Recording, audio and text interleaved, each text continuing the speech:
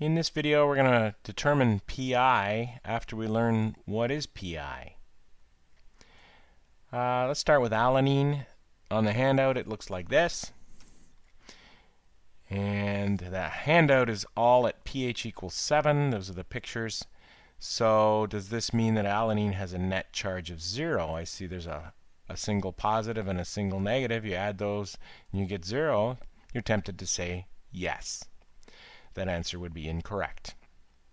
The purpose of this introduction is to understand why that answer would be incorrect.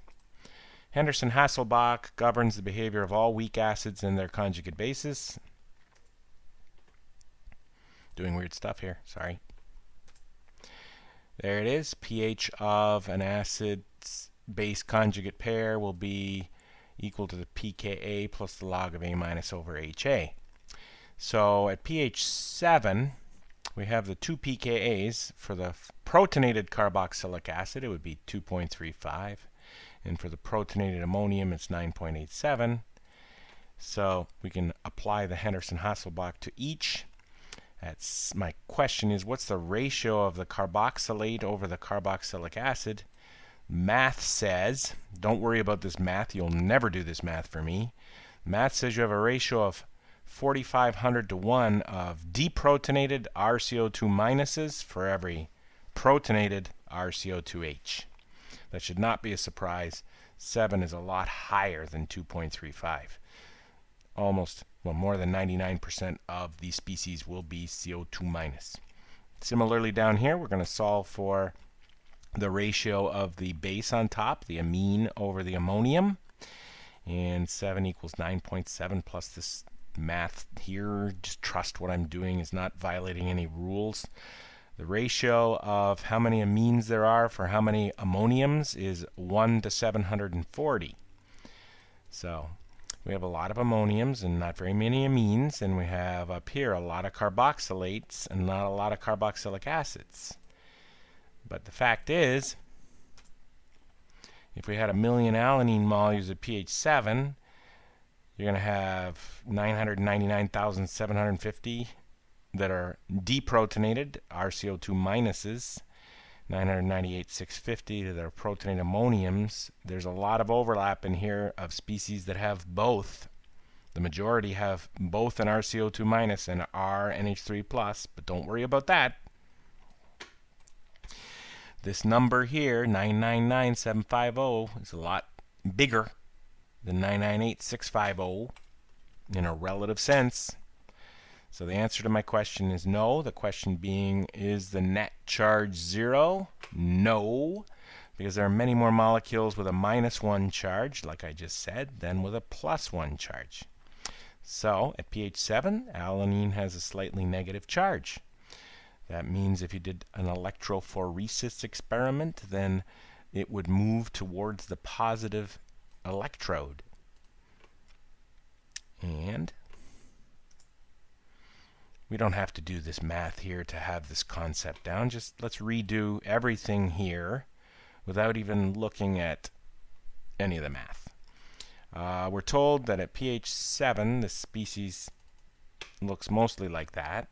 The number 7 is a lot higher than 2.35 than it is below 9.87.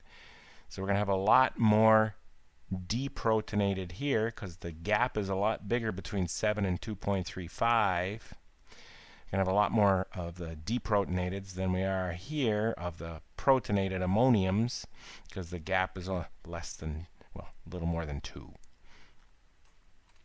So there you have it. Question is, it's the biggest question, it's the title of this page. At what pH does alanine have a net charge of exactly 0? This is math I do expect you to do, and we'll do it together. I want you to use 2 sig figs every time you use these numbers. It just saves you a little bit of hassle. So we need to be as much below 9.87 as we are above 2.35, so we have as many carboxylates as we have ammoniums. And I'll do the math here for you. Once again, I rounded 9.87 to 9.9. I rounded 2.35 to 2.4. I took the average this is taking the average. 12.3 over 2 with rounding, 6.15 becomes 6.2. So if you made your pH 6.2, alanine would have a net charge of 0. That's the definition of the PI. Moving forth, we've got some good exercises here to give us practice. We're going to draw the fully protonated version of each of these species. We're going to remove the acidic proton and ask ourselves what's the charge, and then keep doing it until all of the protons are gone. So I'm going to go grab asp-his, and then I'm going to draw asp-his lice while you wait. So here's what asp looks like on the handout with the pKa's redrawn with all the protons on there. Went to stick figures to save a little trouble, and rounded to 2 sig figs. Same story for his. Note that the number 6.1 here is below 7.0, which was on the handout. That means this nitrogen needs a proton when it's fully protonated. And the first proton to come off, this is why we started chapter 4 so many moons ago.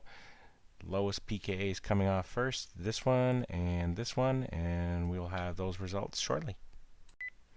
Took the 2.1 first. I have this species. What's next would be the 3.9. That's why I drew this species. And the final pKa, is 9.8. And there's the species without any protons at all. We can't take any more off. The charge for this first one, I have a positive and 2 neutrals. That's +1. And in this one, I have a positive and a negative. That's 0. That's the PI molecule right there. Very exciting. This one has 2 minuses and a plus. That's a -1. I hope you're seeing a pattern here. They're going down 1 each time you take off an H+. And another H+ off. This is going to go from -1 to -2. That's the end of the story for asp. For his, what's the first H that's going to come off? It's the 1.8, and we'll draw that and all subsequent species right now. I took the first H off there, the lowest number, and there's the result. Next H will be the 6.1. I took it off from here, and there's the result. And the next H is the final H, the 9.2. Took it off, and here we have the fully deprotonated species -1. This is the PI molecule. Over here, this was the PI molecule. The one where the charge is 0. We're going to learn which 2 numbers to average to get each of the PIs for those species. And our final one, I drew lice here because we didn't have any information for it yet. But we have to first make the dipeptide asp-his fully protonated. We're going to have this one, and I'll fix it up as you wait for me. As we saw in a previous video, we're making a tripeptide. There's an amide here. The carboxylic acid's gone from the previous amino acid, and the amine is now an amide from the next acid. All the numbers here. And I realize I misspoke a little earlier. Not a serious misspeak. I guess what I should have said is use all of the pKa's with 1 decimal place instead of 2 sig figs, because this one has 3. All right, next, first H to come off will be this carboxylic acid, 2.2, and I will string out and draw all the species right now. So here you have it. After I took the lowest number off, it's a carboxylate here. Next one is the 3.9, which comes off here, gives us this. Next one is the 9.0, which comes off here, gives us this. And the final one is this ammonium over here, the 10.5, comes off and gives us this fully deprotonated species here with a -2 charge, 2 anions. Here, 2 anions and a cation -1. Here's our PI molecule. Why do I always get excited with that? Well, that's the one that's our goal for figuring out PI. And this has a +1 because there's 2 pluses and a minus, and this has +2, 2 pluses and 0 minuses. We'll quickly finish with calculating PI, and then the next video I'll give you a system that lets you get there without all the drawing. That'd be nice, wouldn't it? So take our first example right up here. ASP. We needed to take the H off to get away from this molecule and make this molecule. How do you take the 2.1 off? Well, the pH has to be, you guessed it, above 2.1. An acid will be in its deprotonated form if the pH is above the pKa. So my two numbers that are of importance here are the 2.1. I need to be above that. I'll put a little arrow here.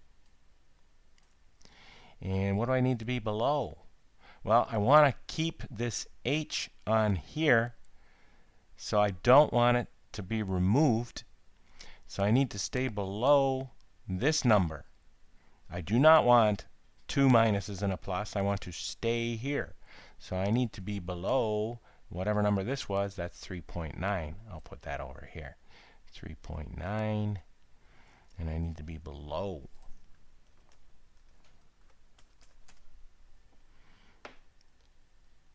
And it's not letting me move it. There we go. Yeah, the average of those two numbers will be exactly 3.0. I'll show the work right here. Sorry, it's a little small.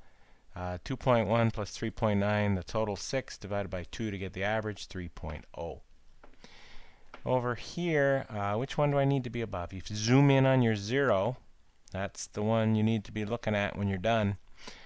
So I need to be above the last proton that came off. I need to be above this 6.1, and I need to stay below the next one that's coming off, which is this one, which is the 9.2. The total is 15.3 divided by 2, 7.65, round to 1 decimal, 7.7. And our final guy, here, zoom in on the 0. What H did we just take off to get here? We need to be above that. There's the H that came off. That was a 3.9. We need to be above a 3.9 to get to stay this way. And what H are we taking off next? Because we need to be below that to keep it on here. And that would be this one here. And there's a typo all the way across here. I hope you caught that. These used to be NH2 with a plus charge, which is a unicorn. I fixed all of them. This thing, 9.0, I have to keep it the pH below 9.0 so it looks like this and doesn't become this, because if it becomes that, we have a charge of -1. We don't like that. Need to stay above the 3.9 so it looks like this, not like this. And the average of those two numbers total is 12.9 over 2. That's 6.45, rounds to 6.5, and that is the PI of those species on this page. And look, there's a little stray label there. And look ahead to our systematic calculation of PI without all this drawing in the next video. And I look forward to that.